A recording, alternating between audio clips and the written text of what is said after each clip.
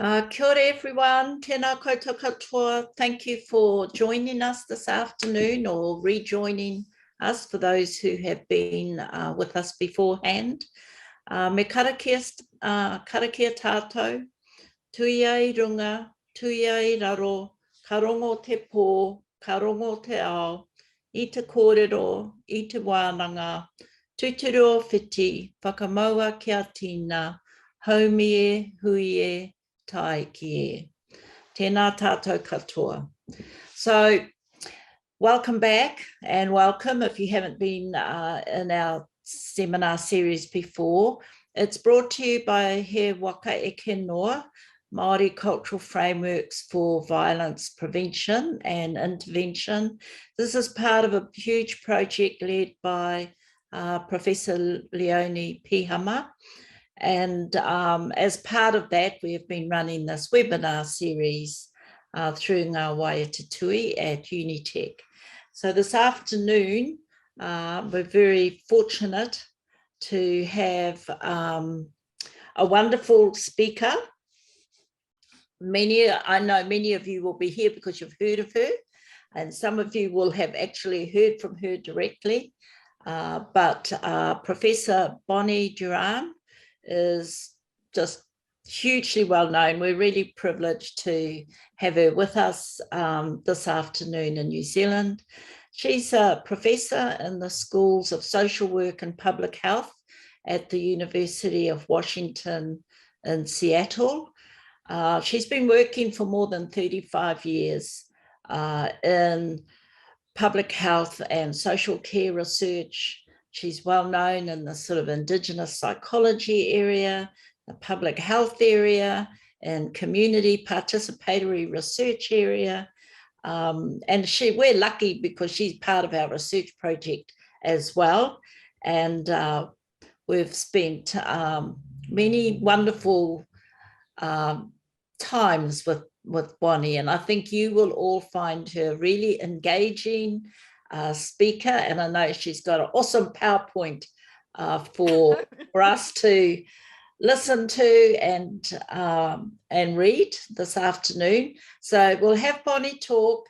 Please put your questions in the Q&A. If you want to chat, that's in the chat box, but if you've got questions, and we'll do that at the end of her talk. So without further ado, I'll hand it over to you, Bonnie, and you can begin to share your screen. Okay, thank you so much, Linda. Those were all wonderful things that you said about me. And I think that,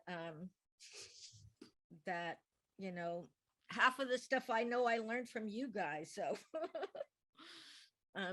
you guys are also just an eminent source of Indigenous well-being and reflexivity, and I am so delighted to be working with you. I have to go and start this slideshow. Oops. Oh, I guess I did it.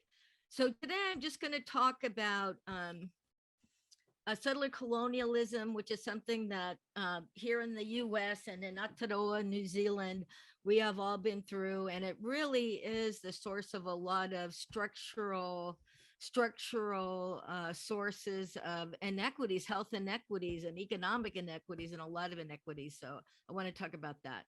So first of all, you know, right now, the younger generation taught us all about intersectionality.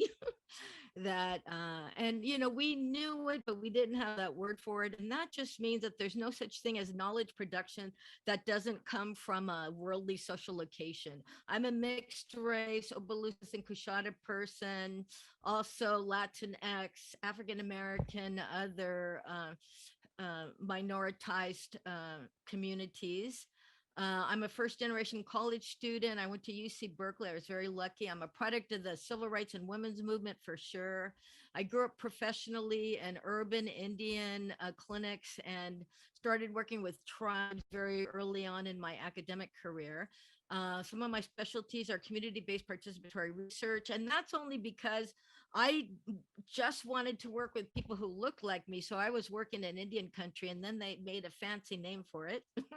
I also do alcohol, drug, and mental disorders epidemiology and interventions in Indian country. And I'm also actually a Buddhist minister. I actually teach mindfulness from definitely an indigenous lens. So I'm going to talk about settler colonialism, intergenerational trauma, mechanisms for research and cultural practices, and overcoming historical trauma. Just very briefly, we all probably know about the history of Western modernity coloniality, but actually, modernity was built partly for the purpose of colonialism, and all of the theory that is behind it really supports our Western European relatives traveling around the world and claiming that they are the only way to develop knowledge, and claiming land and labor as a form of, essentially a form of oppression, but actually tying it back to Western philosophy. Um, Deontological ethics and teleological ethics. That means whatever good results that you want, whatever you do to get there is okay. And that's what we're seeing right now. We're seeing that around the world. We're seeing that in the United States. We're seeing that in Russia, crazy stuff. The colonial matrix of power, very, very briefly, control of the economy, land appropriation, making Native people invisible, labor exploitation of Black and African descent people, and control of natural resources, control of authority, control of gender and sexuality. One of the things that made indigenous people in North America seem genetically and culturally inferior to our Western relatives who invaders was that we had a gender spectrum back in the 1490s. I'm so happy to always to say that. And then control of subjectivity and knowledge. Hopefully that's changing right now. We have to decolonize higher education. So what are the assumptions of the Western scientific method? Western values and culture are universal and the pinnacle of social evolution. Science is neutral, subjectivity is universal and transparent. If any group of people don't want to work with Western scientists or Western culture, it's because we're too ignorant to realize the purpose of that, and that learning is only one way, from the West to the rest. That are some of the underlying assumptions of that. What are the origins of the medical industrial complex? That's what we call it here in the US now, the medical industrial complex. This is an example of just a cultural genocide, that actually was a proponent of Western medicine. Actually, a lot of early physicians out on so-called reservations or native nations were physicians and ministers, and actually wanted to Christianize a lot of people.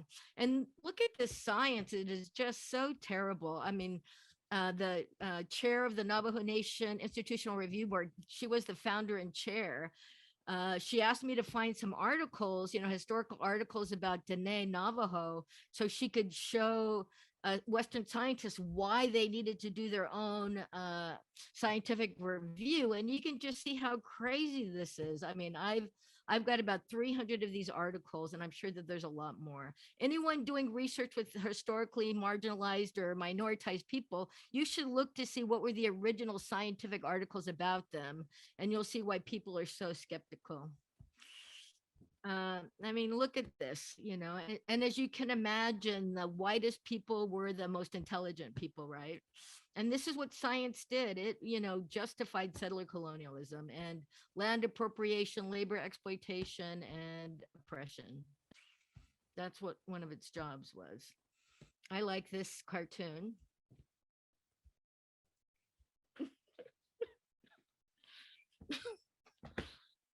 Yeah, back in 2000 BC, here, eat this root. The West said, no, that's just too primitive. And now in 2022, it's here, eat this root. And they have discovered the complex, interwoven, connected nature, connectedness of nature and all of life. Yes. So what are some alternatives to that? What are some alternative epistemologies for knowledge development and for healing? I want to talk about healing.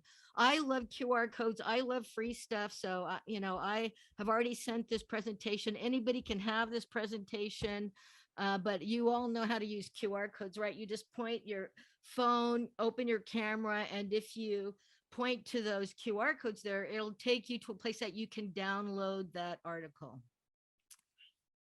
Those articles. And those are very brief overview articles of some pretty heavy theoretical approaches, but they're really excellent.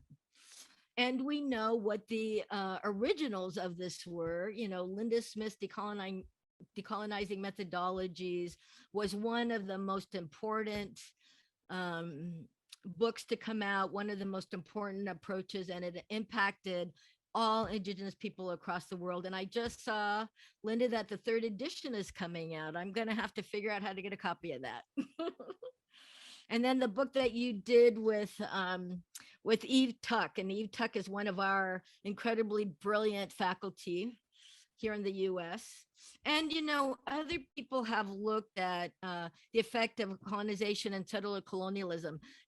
Pretty much everyone doing this type of research is saying that cultural trauma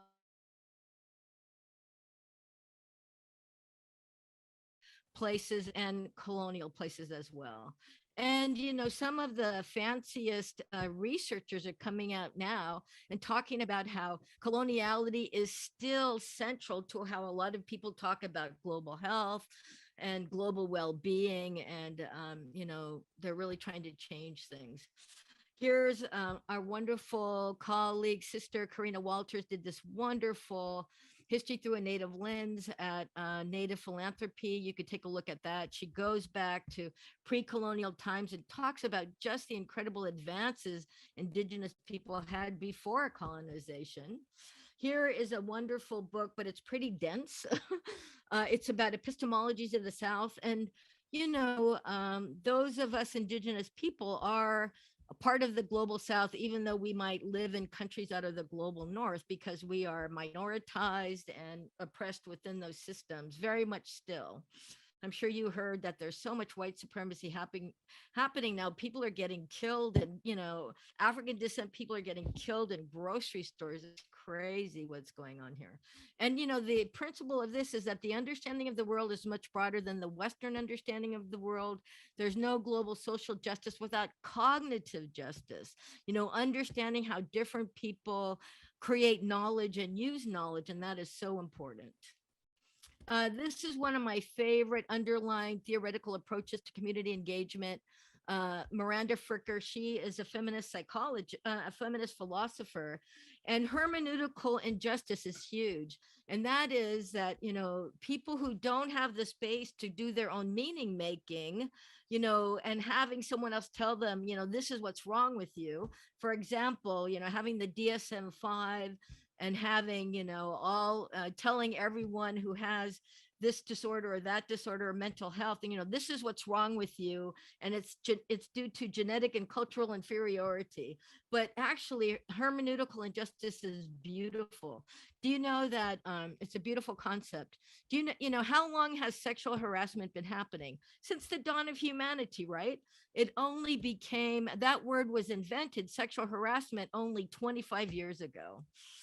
And hermeneutical justice was a huge part of understanding intergenerational historical trauma. Back in the 1980s in the United States, Samson Hearst, federal government organizations were giving out a lot of conference money. So Native people, community health workers, community social workers, educators would get together for regional events, 3, 4, 5 times a year. And over 5 or 6 years, everyone would say, well, what's going on in your place? This is what's happening in my place. And, the term historical trauma emerged as a theory of why there are so many health and social disparities.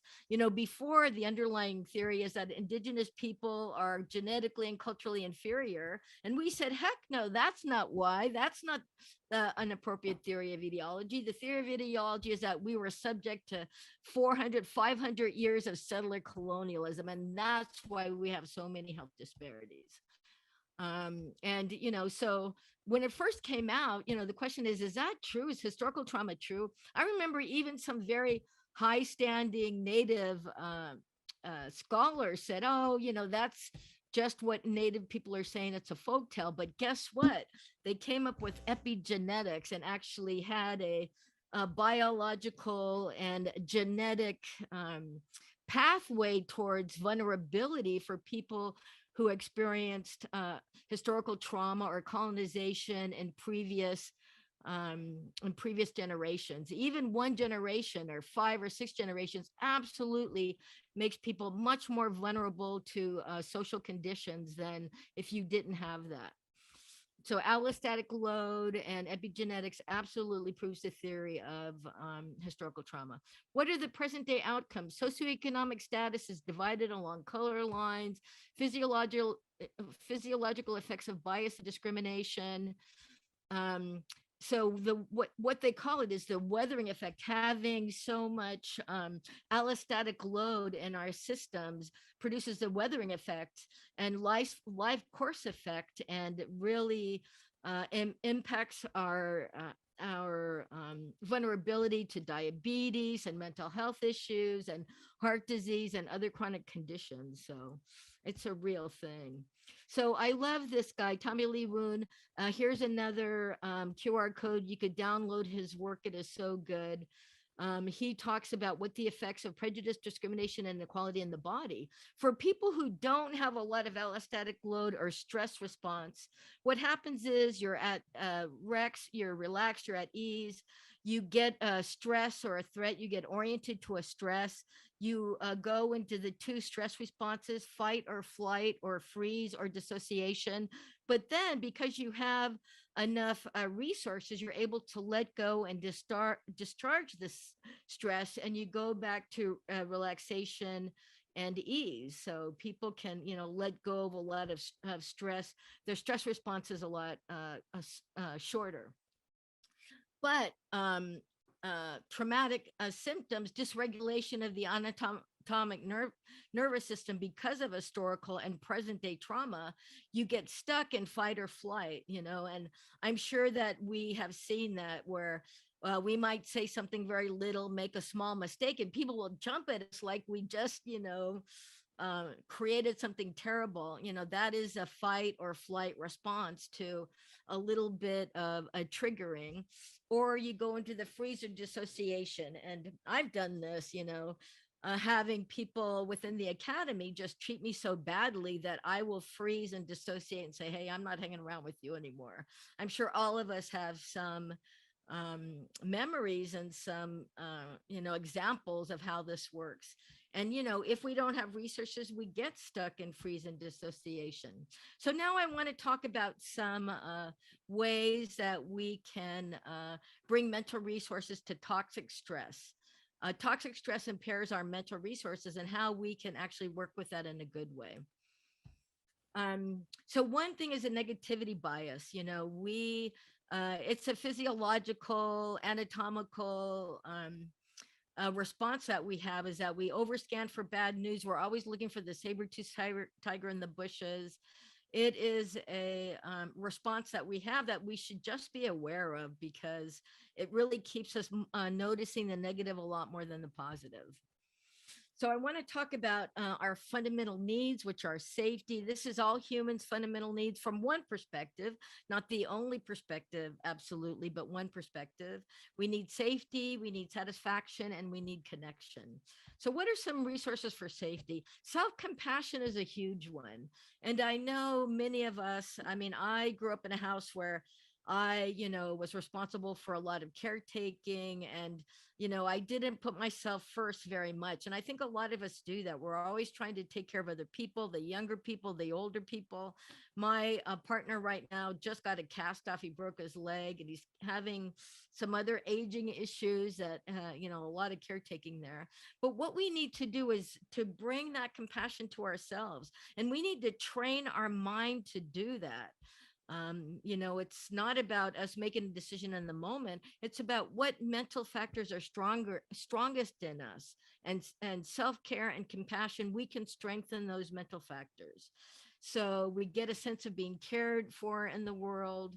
We bring our mind to that. Let's all do it. Who loves us right now? I'm thinking, I got a COVID dog. My COVID dog loves me, boy. As soon as I come into the house, he's always jumping on me. And he just loves me.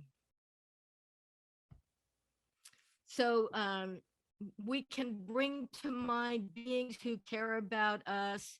We can focus on that feeling of being cared about. Beings that we have compassion for. Just think of all the people that we are, doing ceremony for and offering merit and prayers for, and then receive that compassion for ourselves. So put ourselves at the center of that warmth and love, and thinking about all of our burdens and stress, and making them really visible to us, and get a sense of caring, warmth, and support from those around us and from ourselves.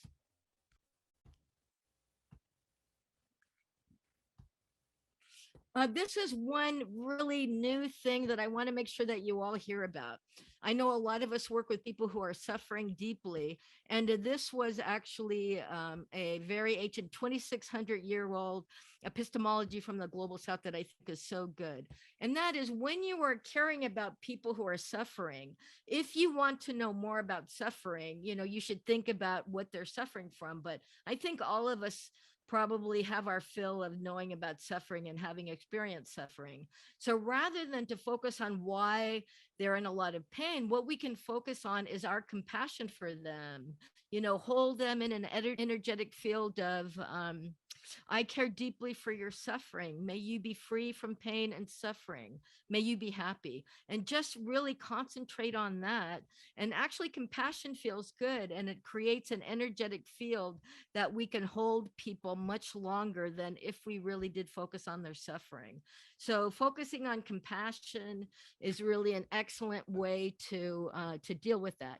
And that QR code goes to the book that this is in. Actually, the first chapter is about compassion. So, you could just read the first chapter. It's really good about how to hold all of our relatives who are suffering in compassion and love.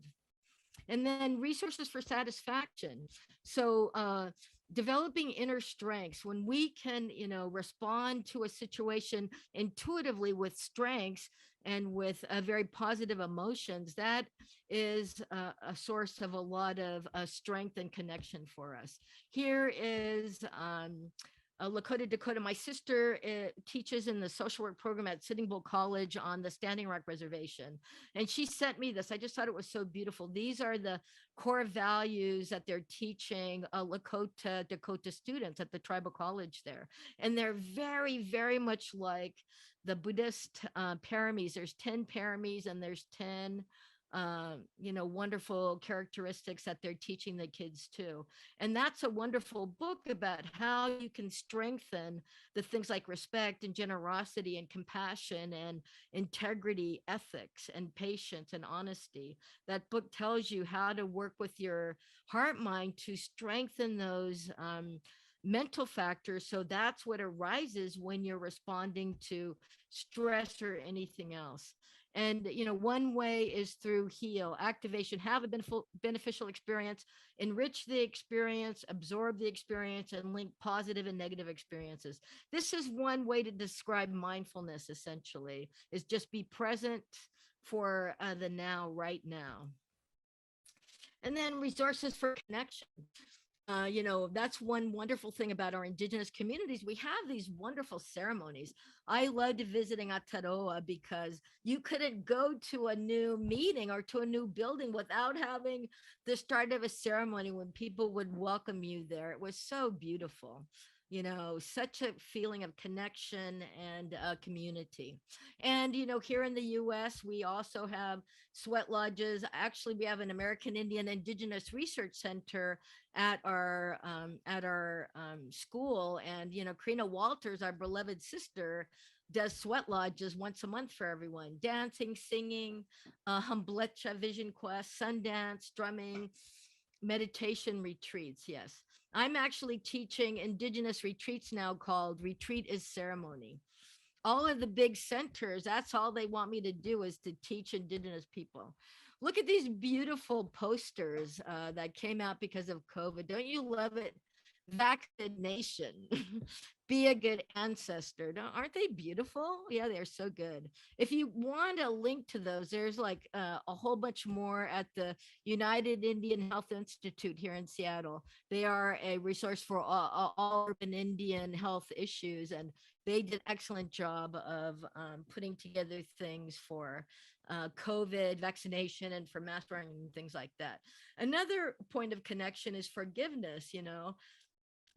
We can even forgive the invaders, the settlers, and we can decide whether we want to renew a relationship with them or not. But letting go of that hurt and pain and anger really helps us develop a more positive mental factors for us too.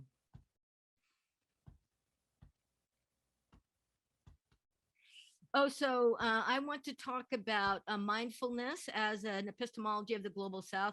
It has been, commodified by the medical industrial complex, but there is, we call ourselves the convert community, the convert Buddhist community.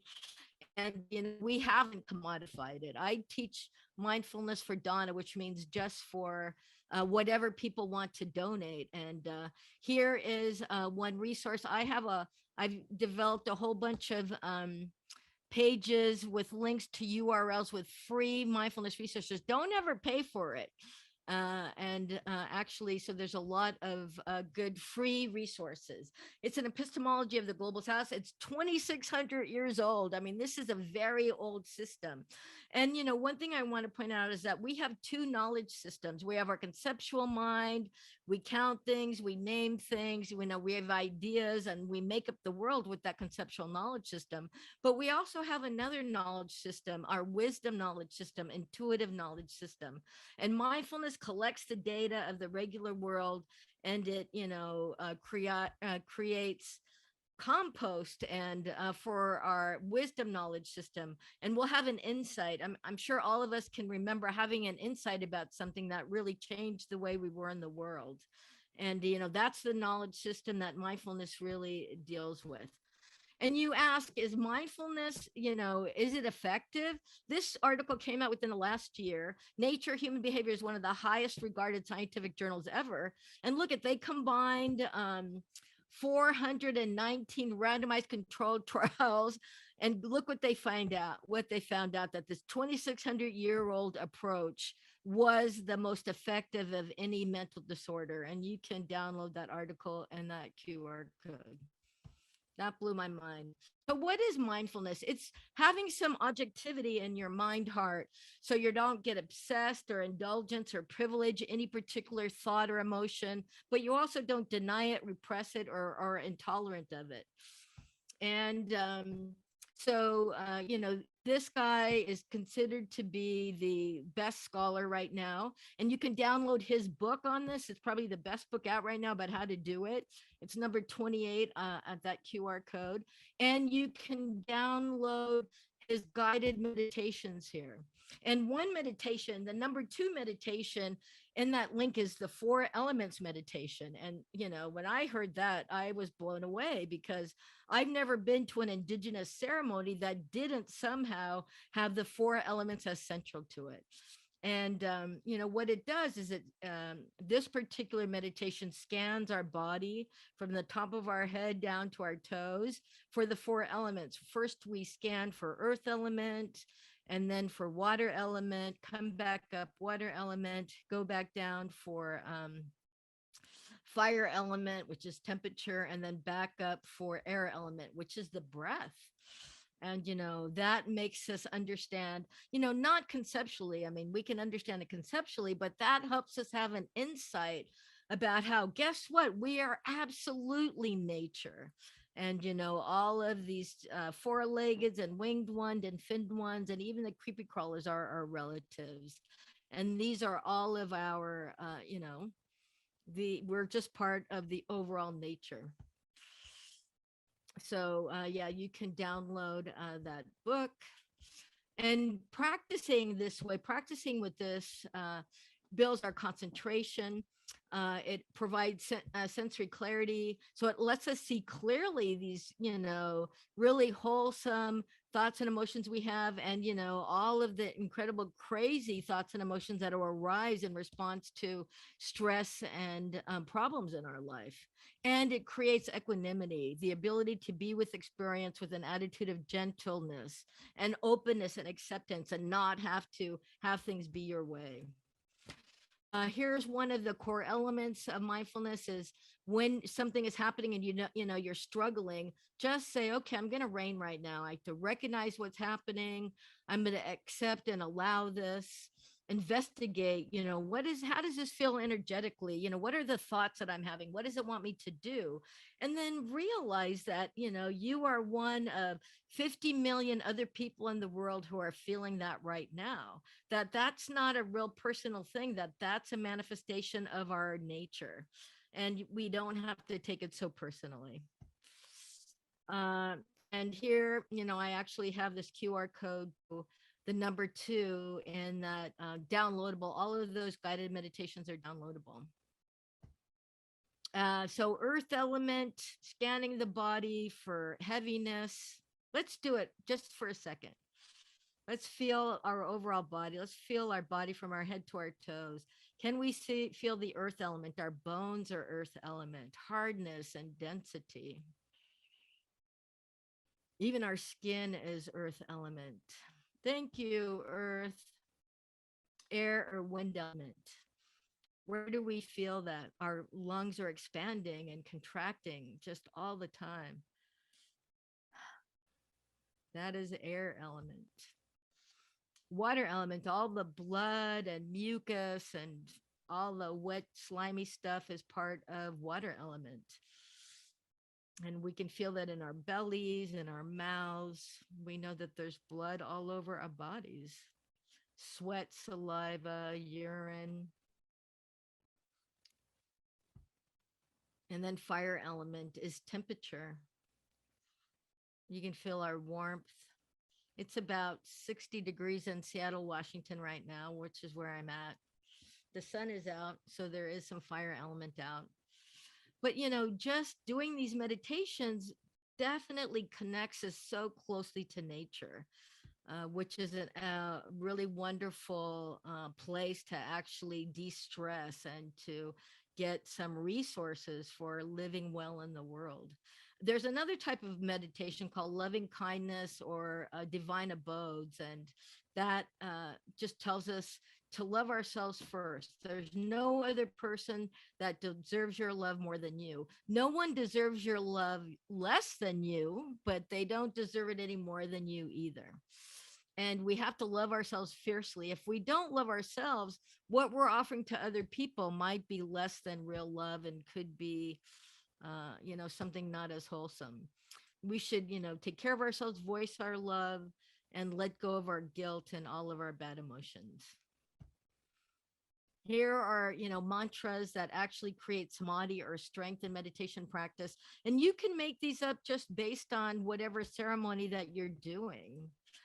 There's metta, loving kindness, compassion, sympathetic joy. Usually we can't help it, but when something happens to our friends, we get a little flash of jealousy or something. We can actually be incredibly happy for everyone who has good fortune if we have sympathetic joy. And then equanimity is one of the highest spiritual qualities in all spiritual traditions.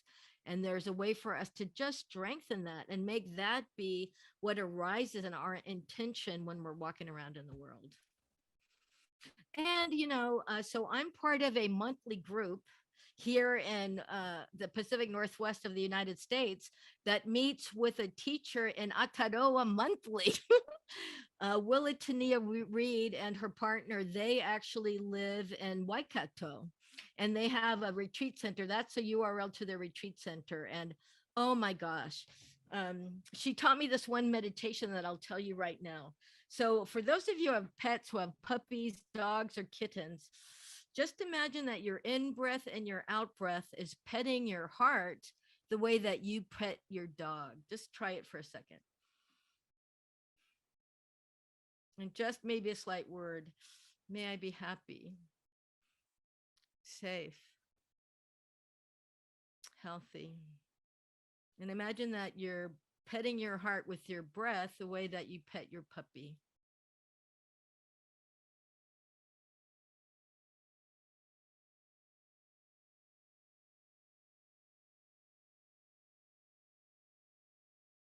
I love that meditation. Yeah, I meet, I get to meet with them monthly. They're just so wonderful. So that's all I have.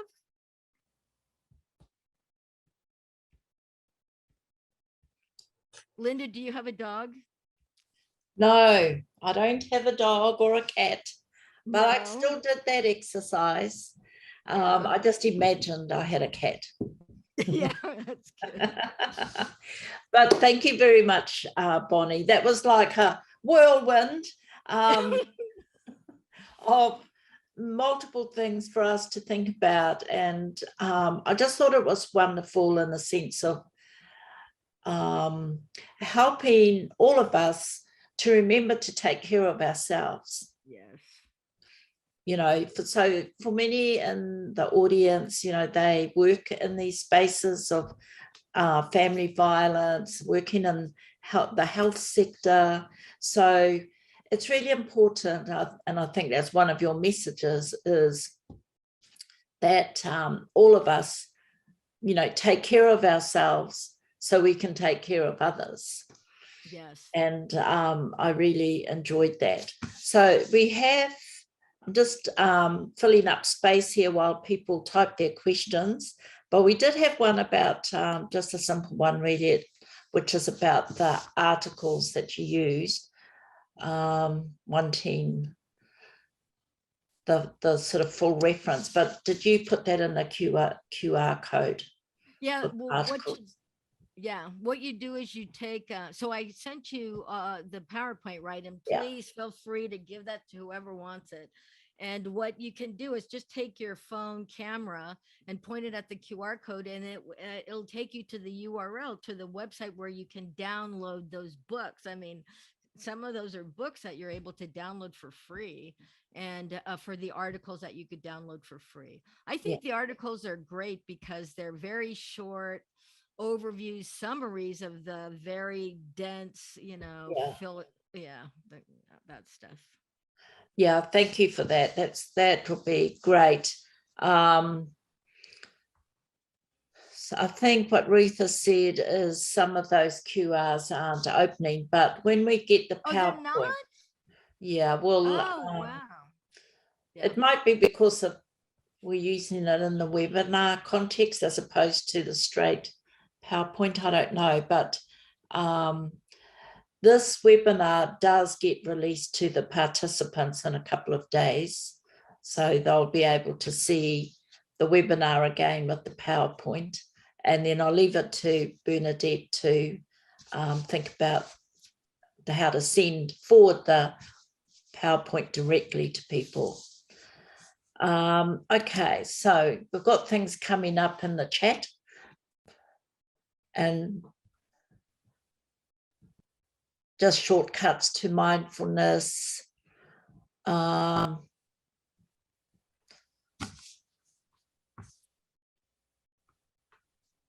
you read the chats, Bonnie? They're kind of coming thick and fast. Yeah.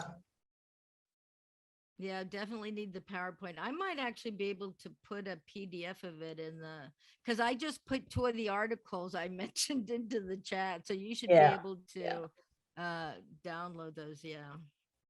So one question is, kia ora kourea, great to hear and see you, Bonnie. My pātaia questions. Any shortcuts to this mindfulness, or is mindfulness the quick fix? I think that even just beginning to practice it can be very, very helpful. And then the deeper you get in, the more wisdom you get, and you get, big insights. I mean, I saw that someone said, of course we are nature, but, we can have a conceptual understanding of that. And then we can actually have an insight about that. And, Yeah. something that indigenous people have been saying forever. Didn't you like that cartoon where the guy is saying, "Oh, they're saying now that everything is interconnected and interwoven," Mm. Mm. and Well, and and the thing is, the more you go into something, the deeper it gets, and the more it sits with you, and the more you yes, can, exactly, develop it. yeah. So I've got a And question. I sent you that thing that Brown University in the United States now is doing a free BIPOC mindfulness-based stress reduction, which is definitely a little bit of the commodified form, but it's an excellent beginning. So you Okay, might, yeah, yeah, you should call Brown University and tell them they need to do that just in Aotearoa, and that would be really cool. I should. I know. Yeah, I've been there to Brown. Anyway, we've got a question from Leonie. How do you use these approaches with people who are experiencing deep trauma? Well, um, I invite everybody on retreat, and I've been giving, indigenous retreats. And now, there's two big centers for mindfulness in the United States. One is called the Insight Meditation Society that opened in the 1979 or something. And the other one is Spirit Rock, Jack Cornfield and Joseph Goldstein and Sharon Salzberg. And now they just want me to do indigenous retreats because they want this to be available to indigenous people. And what happens is, it's a somatic body-based relief. So you might have a week of sobbing meditation and a week of stomping meditation, Mm. and that is part of the trauma release, and that's good for us. And sometimes we don't even know why we're sobbing. We just know that we're letting go of body-based trauma. Yeah. Mm. And I guess that leads to a question. And if we broaden it out to the Indigenous retreats, how are those retreats different from non-Indigenous retreats? um there's a little bit more interaction, and you know actually I have other indigenous people teach it with me. And we actually Spirit Rock is the biggest centers, right? And it's been there for 30 years. And just when I started teaching there, I invited the Kosmiwak elders, the elders from the indigenous community, and now they're coming around a lot. And everyone is loving having them there. And they come in and talk about what, Kosmiwak ceremony and philosophy and spirituality is. And it sounds, there's so much similarities to what's being taught at Spirit Rock. It's absolutely amazing. And people are feeling better about being there, that they're not, they're doing reparations in a way, right? These places are doing reparations, and letting go of some of the guilt that they have for taking advantage of settler colonialism. So Mm. they're basically the same. We go into deep practice, but we also are able to hold people who we know are doing trauma release. Mm. Yeah, and one of the questions here was, is there specific sort of approach on how we introduce or talk mindfulness to our Māori whānau? I don't know who's doing mindfulness with whānau in Māori cultural contexts, but you've just given us a little example of the use of ceremony, the things we're used to, but then going into this sort of deep mindfulness practice and letting go or experiencing it as a physical thing. Yeah. And And I got to tell you, Willa Reed, I know she's not indigenous for sure, but she is a very wise and deep person, and she has ultimate respect for Maori people. I know that she's talked about her, deep level of respect. So, I would think that if you reached out to her, she and her partner would probably be more than happy to be of help. Yeah. There's a question here from Angela. Do some of the mindfulness exercises which have a somatic approach include vagus nerve relaxing specifically? I don't really know that much about physiology to be able to answer that, but I'll tell you that when I was in my teacher training for teaching mindfulness retreats, in the US, because I wasn't a psychologist and didn't have a lot of that, I actually had to take the first couple of years of somatic experiencing training, which many of you probably know is a form of psychotherapy now, right? I don't know if it's psychotherapy, maybe it's body therapy, but it's just really finding where trauma and is trapped in the body and working with it to let it go. So yeah, that is definitely a part of mindfulness practice for sure. Because what happens is when we have all of that trauma and that those things stuck in us, that it impacts our perception. We see things as a lot more dangerous or maybe more beautiful or more ugly. It really impacts our ability to see clearly. That's why we want to really let go of all of that, because if we have a lot of trauma, we're not seeing very clearly. Yeah.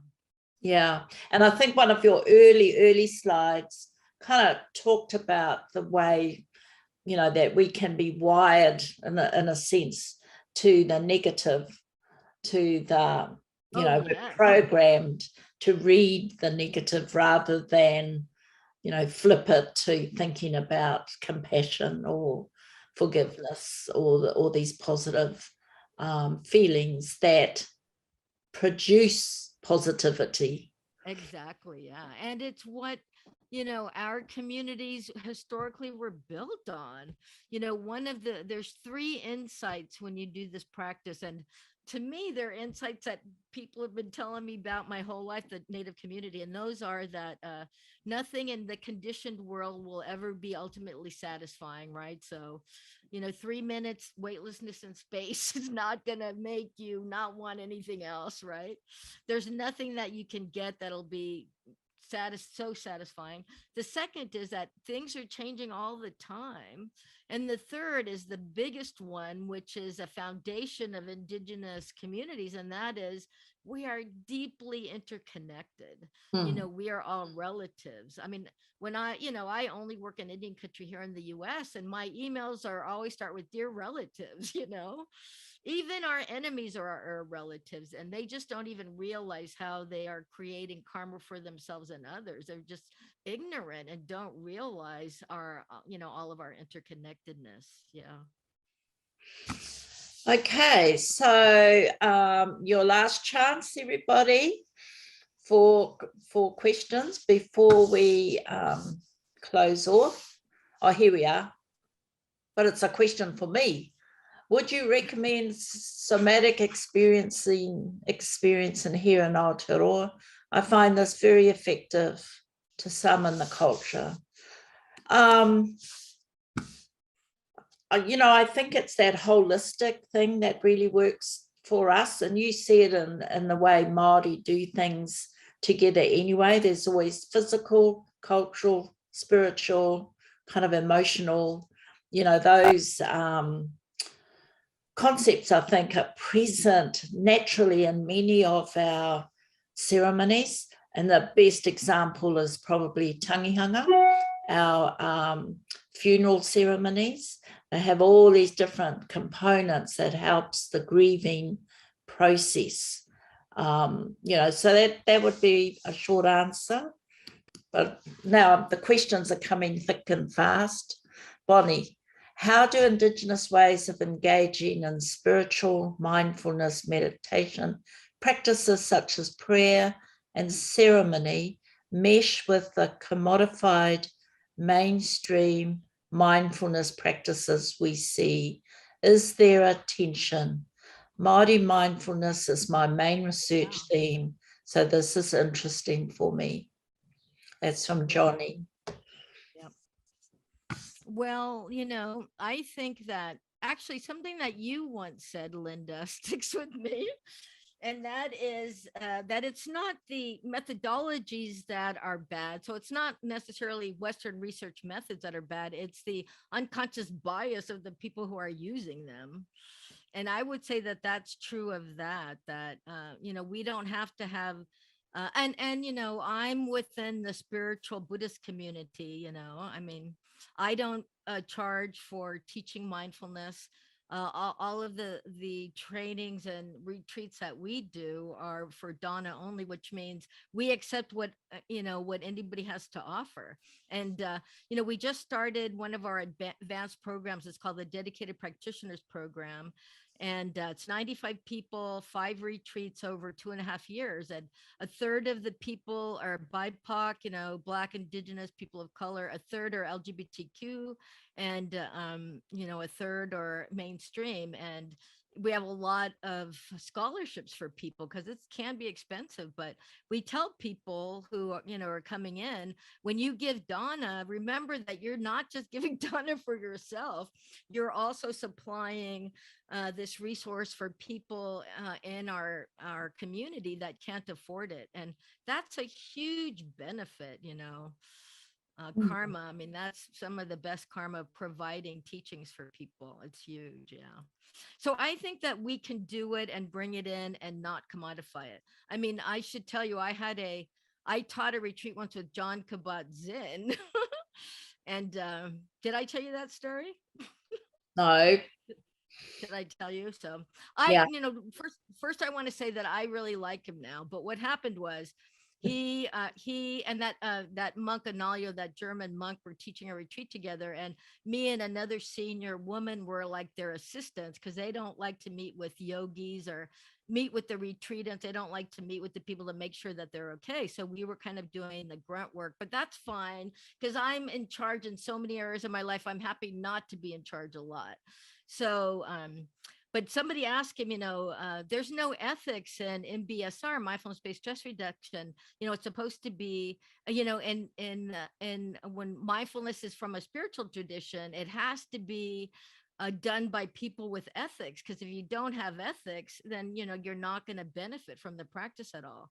And he said, well, MBSR is done in the medical community, and everybody in the medical community takes the Hippocratic Oath, so we don't need to do that.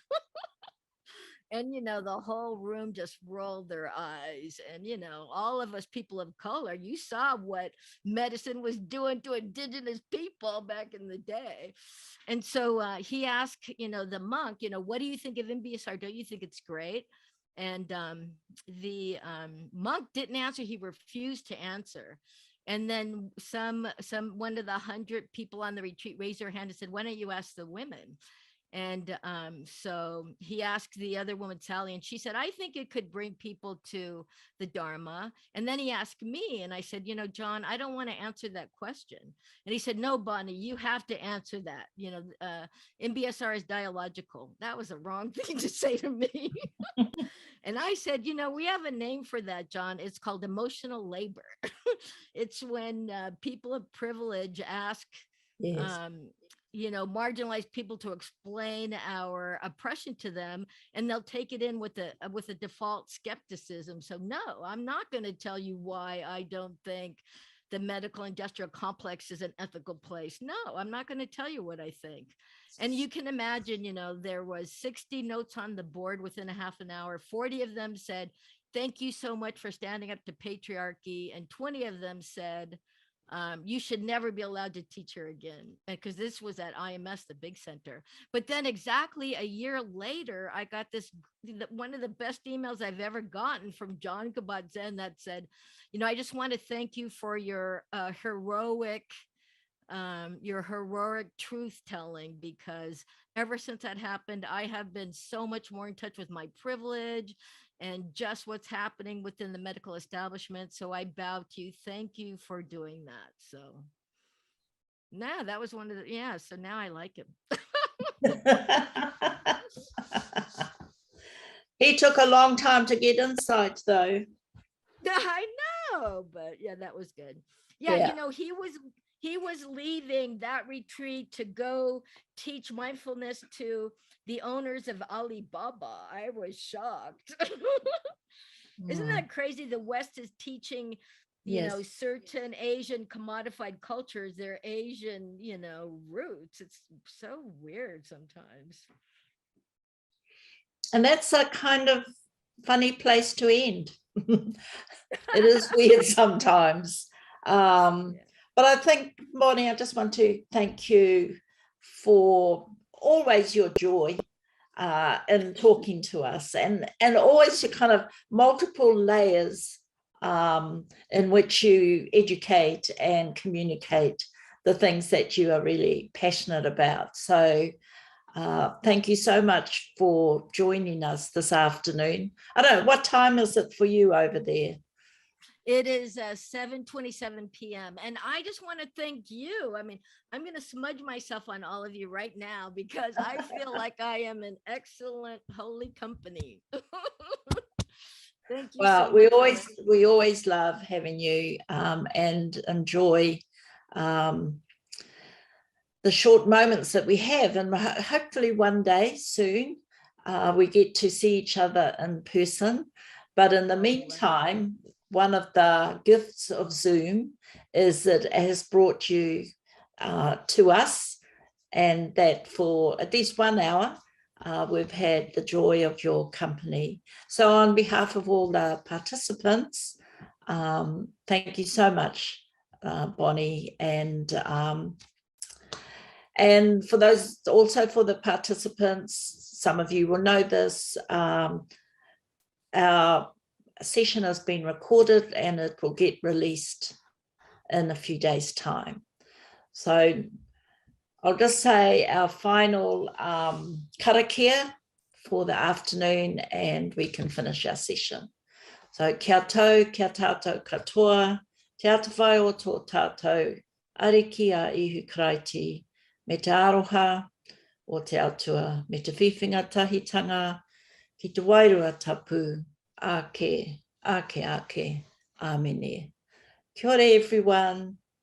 Bye. Thank you for being with us, and bye-bye, Bonnie. Bye. Oh, there's Leonie. Leonie. Bye. Thank you, Bonnie. Ka kite. Loved hanging around with you guys. Bye. Yeah.